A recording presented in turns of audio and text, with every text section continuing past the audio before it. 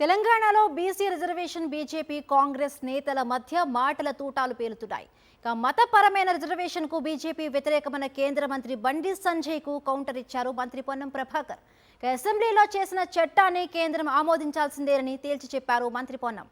ఇలా బీసీలకు ఇచ్చేదంతా కేవలం 32%.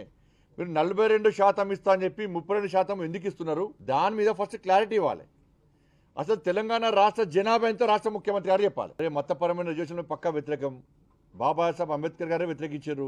ఎందుకు గుర్తిస్తారు? ఎందుకు బీసీ సమాజం ఎందుకు ఒప్పుకోవాలంటున్నా? ఎట్లా ఒప్పుకుంటే బీసీ సమాజం? ఎవరి జాతి ఎవరి వాళ్ళకు ఉంటుంది, ఎవరి జాతి వాళ్ళకు ఉంటుంది. అరే 42% బీసీలు, తెలంగాణ బీసీలంతా ఇవాళ తెలంగాణ ప్రభుత్వం తీసుకుంటున్న నిర్ణయాన్ని సమర్థించి చట్టం చేసి శాసనసభ నుంచి కేంద్రం పంపితే మీరు పార్టీనే రిజర్వేషన్లకు వ్యతిరేకం. మీరు ఆనాడు కూడా మండల్ కమిషన్ వస్తే కమండలం పేరు మీద యాత్ర తీసిన వాళ్ళు ఇవాళ మళ్ళీ కులగణన సర్వే లోపల జరగాలంటే సుప్రీంకోర్టు అఫిడవిట్ వేసిన వాళ్ళు అవన్నీ కారణాలు చెప్పలేక దీని పేరు మీద అడ్డం పెట్టే ప్రయత్నం చేస్తున్నారు. మానుకోండి. తెలంగాణ ప్రభుత్వం మార్చి మొదటి వారంలో శాసనసభలో చేసే చట్టాన్ని కేంద్రం ఆమోదించాల్సిందే. ఆమోదింపజేసే బాధ్యత బండి సంజయ్దే.